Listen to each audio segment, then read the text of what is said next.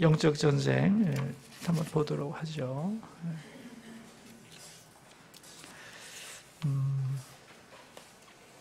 그래서 여러분 다음 주에 만약에 우리 교구의 그 구역장 권사님들이 눈에 띄게 확 늘어나도 좋지만 만약에 안 늘어날 수도 있어요. 여러분은 했는데 그래도 실망하지 마세요.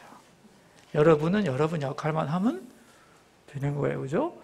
근데 권찰님이 또 안 나왔어요. 그래도 괜찮아요. 그러나 여러분이 할 일은 하셔야 돼요. 아셨죠? 최선은 다하고 결과는 하나님께 맡긴다. 아멘이죠? 그리고 구역 식구들에게도 그래 주시고. 여러분 그래야 주님의 마음이 성도들에게 전달되는데 내가 통로가 된다는 건 참 좋은 일이죠? 어떻게 생각하세요? 네, 좋은 일이에요. 참 우리는 귀한 일을 하고 있다는 생각을 하셔야 돼요. 그래서 결과가 없더라도 또 기도하고 그렇게 권면하고 해서 이 자리 자체에서 우리가 좀 기도하고 뜨거운 은혜를 좀 받았으면 좋지 않겠나 그런 생각을 해봅니다. 우리 들어가는 말부터 한번 보겠어요. 이 영적 전쟁을 우리가 이제 개념도 잘 없지만 이렇게 살펴보면은 뭔가 잘 될 거라고 생각해요. 들어가는 말 한번 볼까요? 우리 두 줄만 읽어보죠. 진정한 신앙인은 자기도 모르게 영적 전쟁에 돌입하게 됩니다. 왜냐하면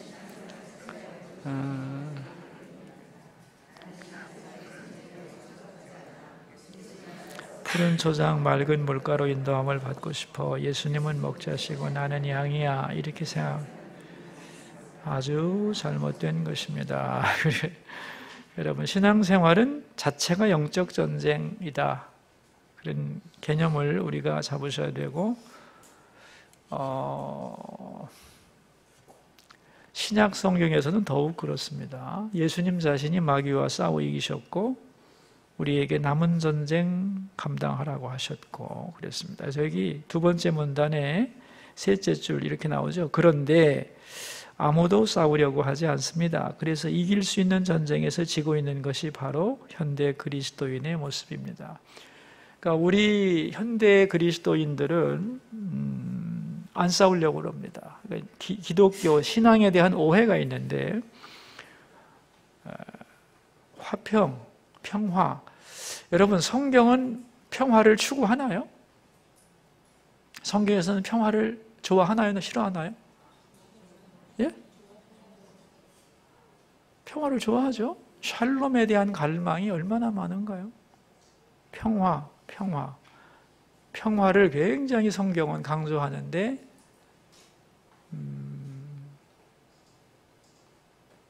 절대 평화를 말하고 있지는 않아요. 그래서 이걸 용어로 정리하면 이런 거예요. 평화적이지만 그리스도인은 평화적이지만 평화주의자는 아니에요. 왜냐하면 절대 평화주의자는 즉 절대로 싸우지 않겠다 하는 사람은 노예가 될 수밖에 없어요. 여기 내가 아무리 힘이 세도 조그만 깡패한테 계속 끌려다닐 수 있어요. 내가 안 싸우려고 각오하면. 그죠? 근데 싸울 생각을 하면 내가 이길 수 있죠. 그렇죠? 그러니까 이 세상이 죄와 사탄의 권세하에 있기 때문에 우리가 싸우고 싶지 않아도 싸워야 돼요. 그래서 영적 전쟁은 선택이 아닙니다. 필수입니다. 필수인데 이거를 안 싸우려고 하다 보니까 계속 지는 거예요. 여러분들이 아주 개념을 확실하게 잡기를 바라요. 여러분 오늘 오는데도 이 자리에 오는데도 여러분 갈등했죠. 빨리 갈까 늦게 갈까 가지 말까 갈까 그렇죠? 예. 계속 싸움이 있는 거예요. 계속 싸움이 있는 거예요. 그래서 싸우려고 하지 않는 게 그리스도인은 아니다. 원래 싸우려고 하지 않죠. 평화를 추구하지만 안 싸울 수 없는 상황에서는 싸워야 된다. 맞아요? 기독교인의 우리 초대교회의 기독교인의 개념은 영적 군사예요. 영적 군사예요. 근데 군인이 절대로 싸울 생각을 안 하면 군인 아니에요. 군인 아닙니다. 우리는 군인이라는 생각을 하셔야 됩니다. 그래서 영적 전쟁에 대해서 이제 그런 개념을 우리가 가져야 되고, 그런데 문제는 마귀는 이 싸움의 주적이 마귀인데 속임수를 쓴다는 거예요. 그래서 혈과 육의 싸움인 것처럼 위장하지만 아니라는 거예요. 그래서 우리 그 다음 페이지 두 번째 문단을 보면은 예를 쉽게 제가 써놨는데 한번 읽어보죠. 부모님 말씀을 거역하는 자녀들이 있습니다. 자기 의견을 내세우고 변명합니다. 그러나 이것이 반복되면서 거역의 영에 붙들립니다. 처음에는 영적인 문제가 아니었는데 문제가 되고, 그래서 인간적인 방법으로는 치료가 되지 않고 영적인 방법이 동원되어야 하는 일들이 얼마나 많은지 모릅니다. 여러분 어떻게 생각하세요? 이거 영적 전쟁이 아닌 것 같아도 영적 전쟁인 것들이 많은 거예요. 상당히 많을 겁니다. 부부싸움의 상당 부분도 영적인 전쟁으로 변한 집도 있어요. 변한 집도 있어요. 우리 이제 다시 말하면 부부의 감정이 처음에는 사소한 트러블에서 시작했는데 나중에는 그게 상처가 견고한 진을 만들고 영적으로 해결하지 않으면 안 될 만큼의 깊은 문제로 빠져들 수도 있습니다. 질병도 마찬가지입니다. 여러분. 질병도 처음에는 육체의 피로라든가 이런 것들 때문에 병들 수 있어요. 근데 이 병이 오래 가고 하다 보면은 이게 영적으로 변하는 수도 있습니다. 그러니까 이게 굉장히 이것은 미혹의 영이 있기 때문에 분별할 필요가 있고, 근데 그런 것도 여기서 다 다루고 있어요. 그래서 일단 전쟁에 대한 개념을 가져야 된다. 근데 이제 여성들이 이런 개념을 갖기는 참 어렵죠. 그리고 이 시대가 여성화되고 있기 때문에 전쟁 개념은 굉장히 흐릿하지만 아닙니다. 우리가 잘 배워서 이 영적 전쟁의 문제에 대한 눈을 꼭 뜰 필요가 있다고 생각을 합니다. 자, 우리 1장으로 들어가죠. 네, 1장 8페이지 한번 우리 2장을 읽기 전에 한번 읽어보죠.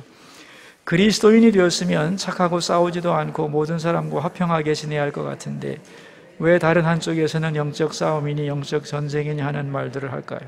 정말 우리는 누군가와 싸워야 하는 것일까요? 누구와 왜 어떻게 싸워야 될까요? 예, 화평하게 지내야 될 것 같은데 왜 영적 전쟁 얘기하나? 지난달에 트럼프 대통령이 그런 얘기를 했어요. 그 미국에서 학교에서 몇십 명이 또 죽었잖아요. 총기 난사 사건이 있어가지고. 그런데 대안을 막 세우는데 교육청에서 어떤 제안을 했냐면은 학교 자체를 무기를 절대 소유 없는 아주 퍼시픽 존으로 만들자, 무기 휴대할 수 없는 존으로 만들자 하는 안이 나왔어요. 그러니까 학교에서는 아무도 무기를 가지고 들어오지 않는 그런 구조로 만들자. 애들이든 어른이든 뭐 일단 출입문서부터 무기를 전혀 휴대하지 못하게 한다면 학교 안에서 이런 총을 맞아가지고 수십 명 아이들이 무고하게 죽지 않겠느냐 하는 그런 의견이 굉장히 대두됐었어요. 퍼시픽 존으로, 스쿨 존을 퍼시픽 존으로 만들자는 것. 어떻게 생각하시나요? 여러분, 그런 제안에 대해서 많은 부모님들과 교육청에서 그런 주장을 했어요. 어떻게 생각하세요? 빨리빨리 얘기를 하세요. 좋다, 나쁘다? 예? 좋다, 오케이, 좋지. 그런데 트럼프 대통령이 거절했어요. 안 된다 그랬어요. 왜 거절했을까요? 예? 어떻게? 이제 그렇죠. 예를 들면 완전히 그 무기를 비무장지대로 만들면 좋지만 만약에 뚫렸을 경우에는 힘 한 번 못 써보고 싹 죽는 거죠. 미친놈이 들어올 수 있잖아요. 어떤 사람이 뭐 정상적인 사람이 와서 그 짓 하겠어요? 어차피 미친놈이 들어오는 건데, 그렇죠? 그럼 미친 사람은 어떻게 해서 들어올 거 아니에요?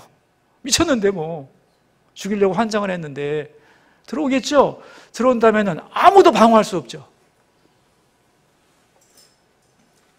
그래서 차라리 교사들 중에, 선생님들 중에 총을 잘 다루는 사람이 있다. 그런 사람들을 무장시켜버리자. 왜냐하면 선생님 중에도 뭐 특공대 출신도 있을 거고 군대 갔다 온 사람도 있을 거고, 아니면 이런 특수훈련 받은 사람들도 있을 수 있잖아요. 그죠?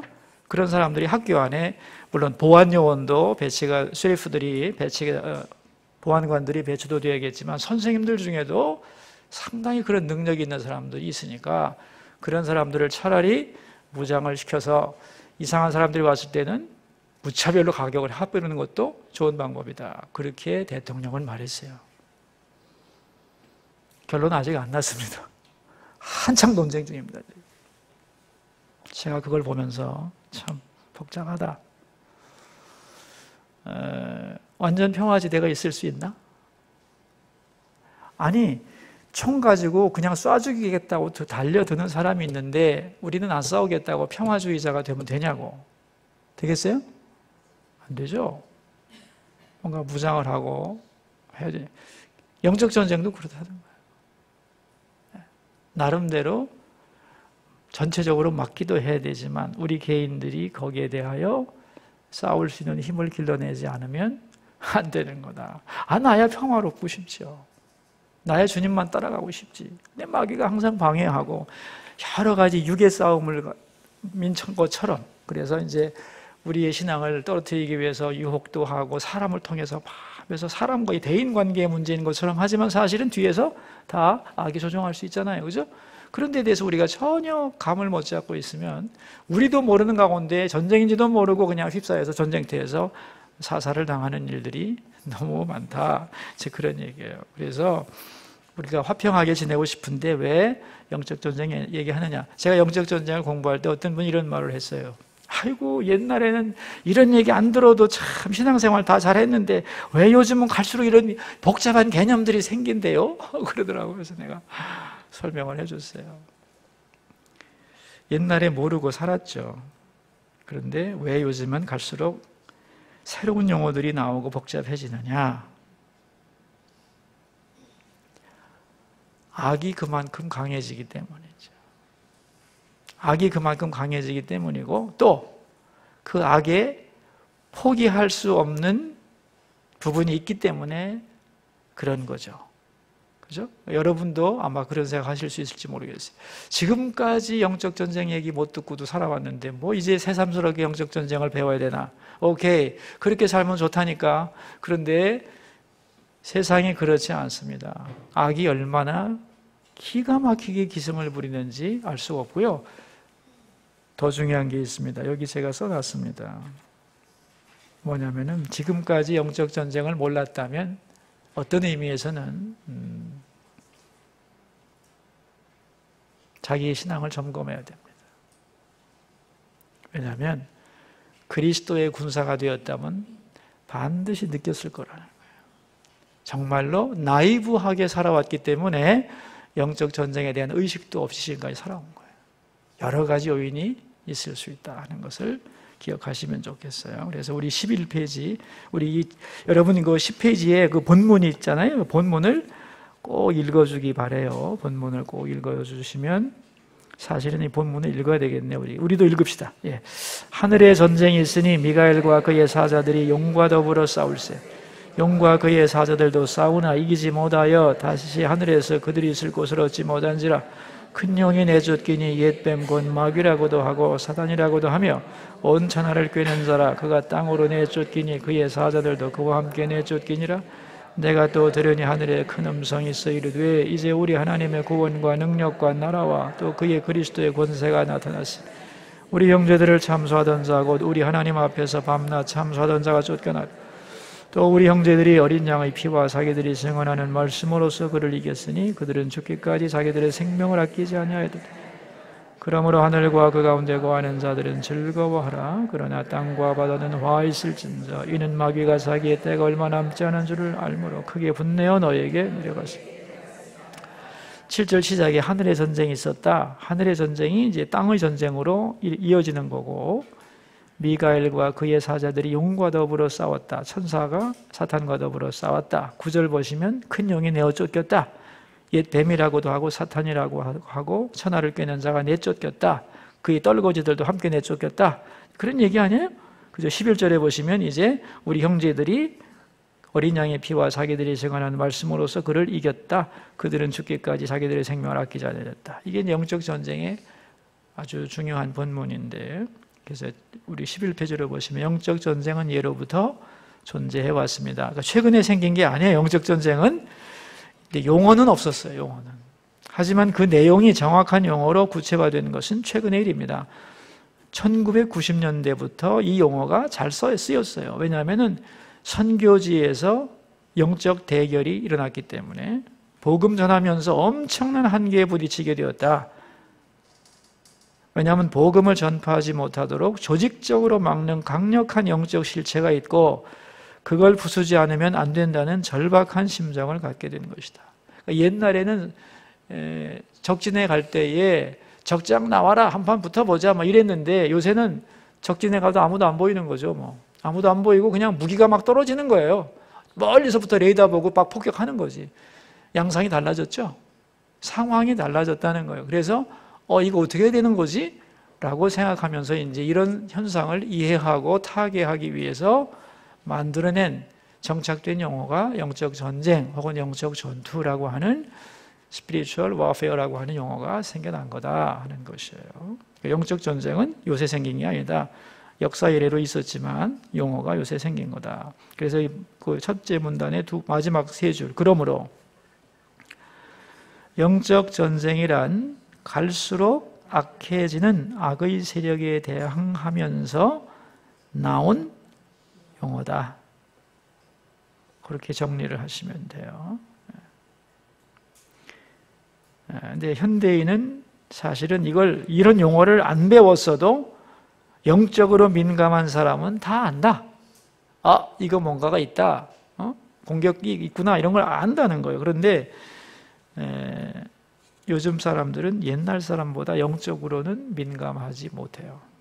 머리는 커졌는데 의지는 약해지고 요즘 사람들은 아는 건 많은데 마음은 약해지고 그리고 영적으로는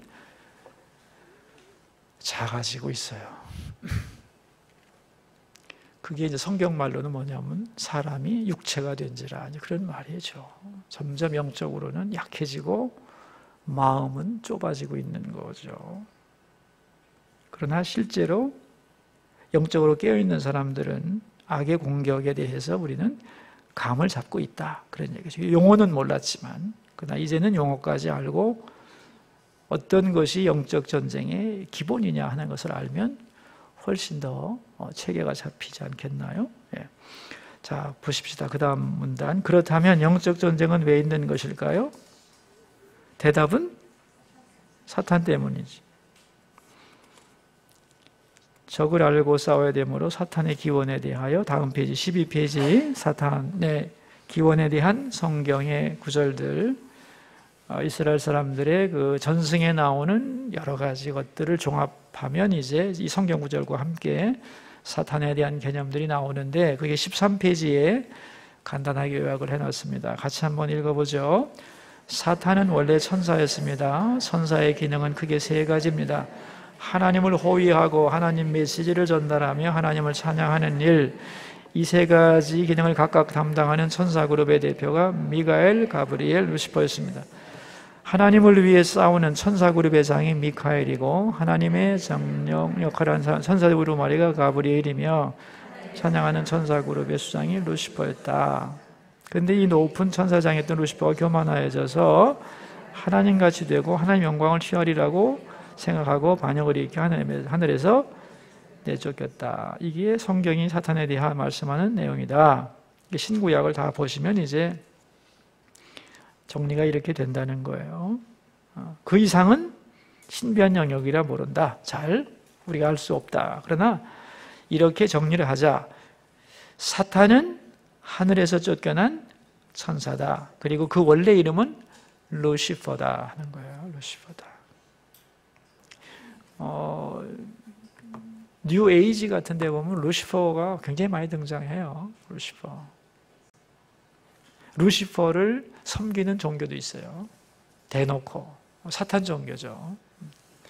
근데 교회 모습하고 똑같아요. 십자가만 없지. 미국에 그런 교회도 가봤어요. 참 들어가면서 등골이 오싹하죠. 13페이지 두 번째 문단 보시면 우리가 분명히 기억해야 할 것은 마귀는 하나님의 상대가 아니다. 자, 우리 한 줄을 같이 읽겠어요. 많은 사람이 마귀를 너무 크게 보고 하나님을 너무 작게 생각합니다. 그러나 마귀는 하나님의 적수가 아닙니다. 교회와 성도의 적입니다. 마귀는 피조물에 불과합니다. 자, 14페이지로 가요. 마귀 개념 잡았죠? 전설에 따르면 이제 이게 이스라엘의 전설이에요. 하늘에서 쫓겨난 사단의 마음은 두려움과 분노로 가득했다. 하늘에서 쫓겨날 때 사탄은 하나님이 하신 말씀을 들었습니다. 인간을 창조하겠다. 그리고 내가 사랑의 교제를 나눌 것이고 순종할 때 그 은총을 거두지 않겠다는 그런 말씀이었는데, 그 순종의 바로미터가 선악과고, 그죠? 근데 사탄은 이제 그걸 듣고 하나님과는 싸울 수가 없으니까 하나님의 사랑의 대상을 타락시키기로, 이런 거죠. 어떤 아버지한테 쫓겨났는데, 어떤 사람에게 쫓겨났는데 그 사람이 예뻐하는 아이가 있다. 그럼 아이를 유괴할 수 있죠. 그죠? 아버지하고는 싸움 못 이기는데 어린 아기는 유괴할 수 있잖아요. 그럼 아버지 미치는 거지 뭐. 그죠?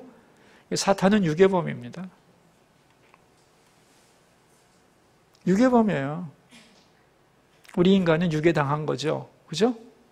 유괴당한 거예요. 그런 개념 좋죠? 예. 그래서 이제 사탄이 요거 삭 꼬셔가지고 내가 유괴를 해야 되겠다.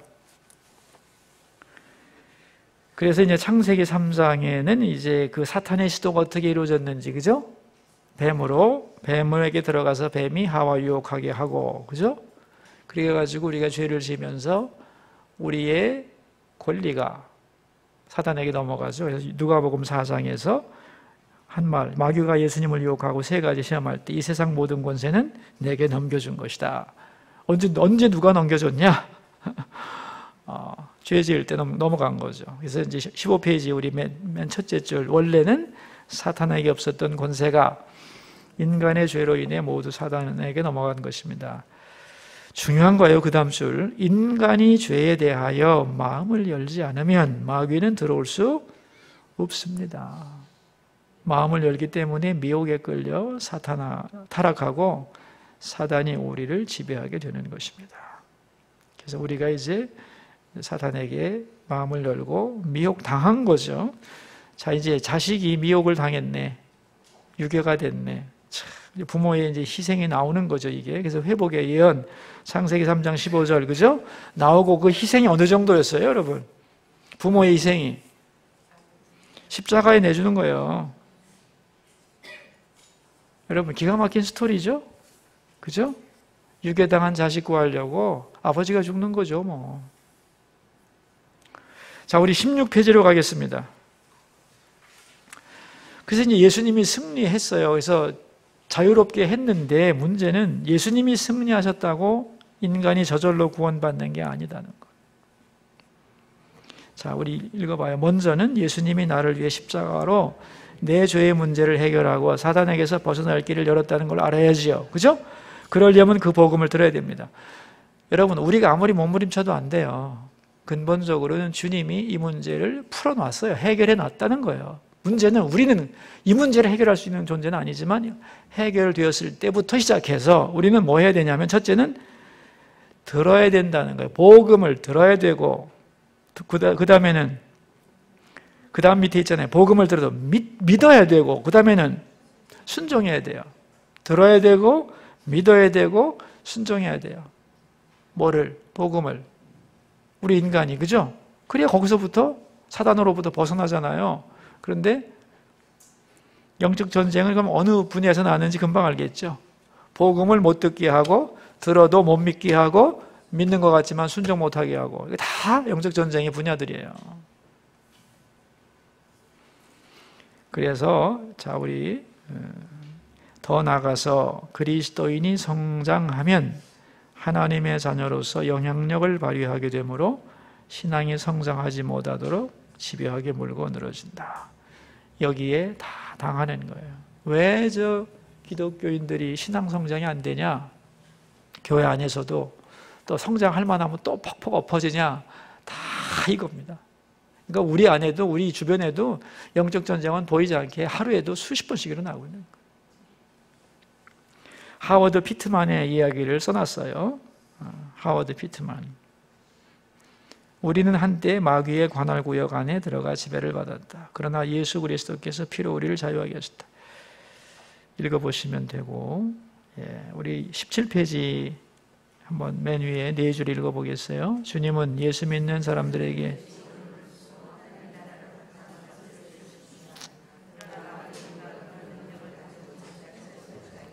그 능력을 쓸 수 없도록 온갖 방해 공작을 펴니다.